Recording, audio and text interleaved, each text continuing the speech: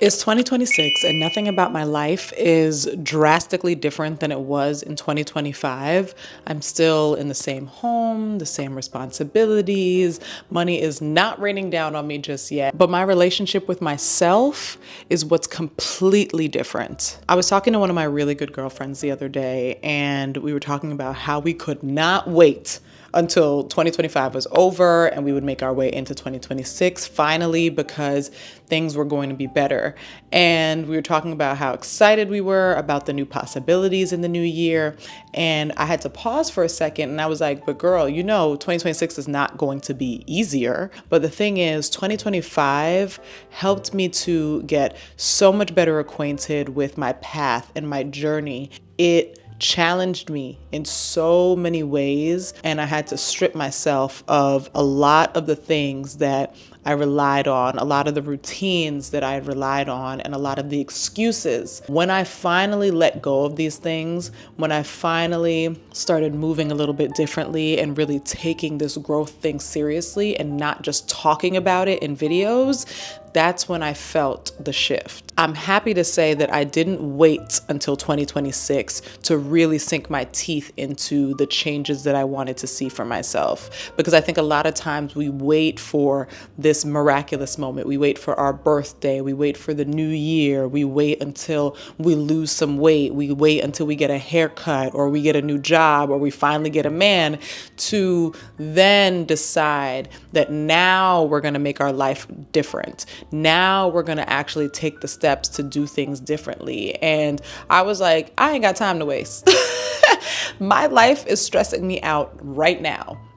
I am unhappy right now. So that means that I need to kick things into high gear in this moment, because there's no more waiting. And so I didn't wait. I literally clawed my way out of postpartum depression, financial depression, and hardship within my marriage and with just my relationship to myself as a whole, and decided that I was going to try to do better. I was going to move my body despite being exhausted. I was going to restructure and rebrand my entire business model and my goals for myself as an entrepreneur, because the way that I was moving clearly was not working. I had to open up to people around me who I trust and I love, because I had spent so much time doing it all alone. All of these things started to just work together in a way that began to help me to see that, the change that I wanted to see on the outside, it actually begins with me, like truly begins with me, because we talk so much about rebranding our lives and rewriting our narratives and making the changes that we want because we want a brand new life. But when it comes to doing the real work, the hard work, we kind of shy away from it because we're looking for things on the outside. We're looking for a promotion. We're looking for words of encouragement from somebody else. We're looking for the blueprint from somebody else, when we have to just get that. What I also decided to do was stop using self-care as a crutch.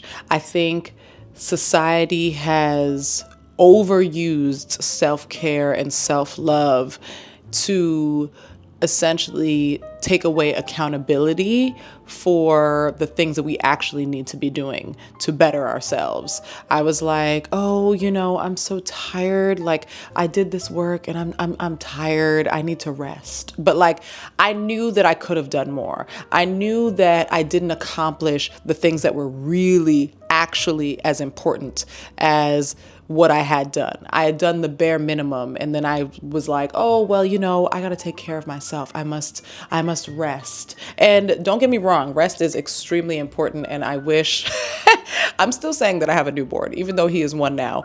I have a newborn and rest is very hard to come by.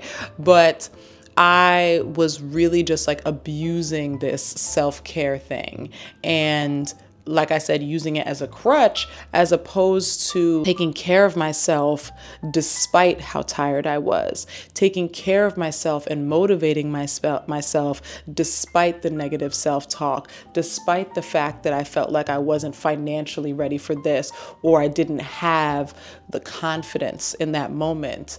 I had to just push myself and stop making excuses. Everything was somebody else's fault or circumstances' fault. I was so angry about everything, and I just wasn't taking accountability for my actions or lack thereof. And right now I'm representing myself.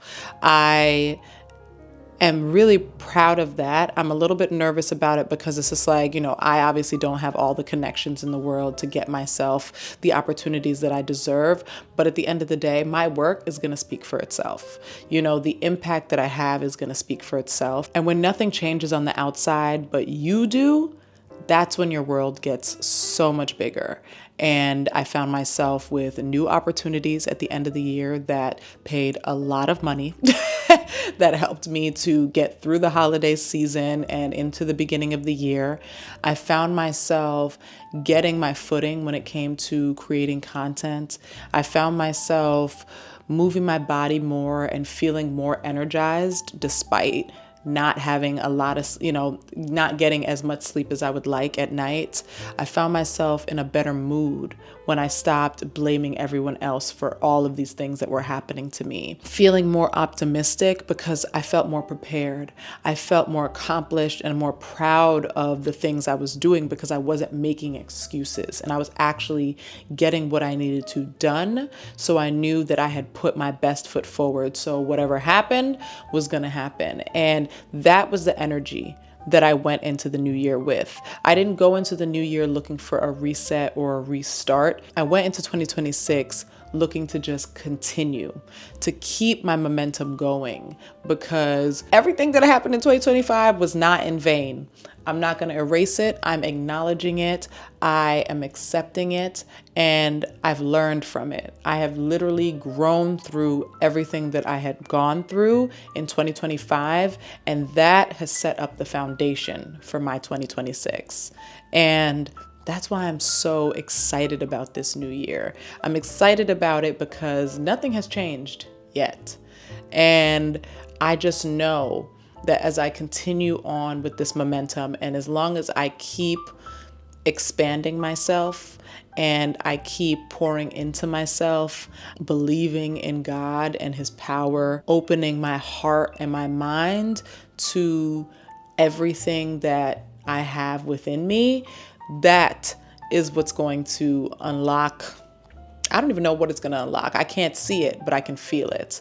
And I'm just walking down this path with open eyes and open arms. So if you're looking for something new, something miraculous to smack you over the head and suddenly change your entire life, what you're looking for might actually just be within yourself. So dig a little bit deeper, get really honest with yourself. And from there, watch your entire world finally begin to shift. Thank you so much again for watching. As always, until next time.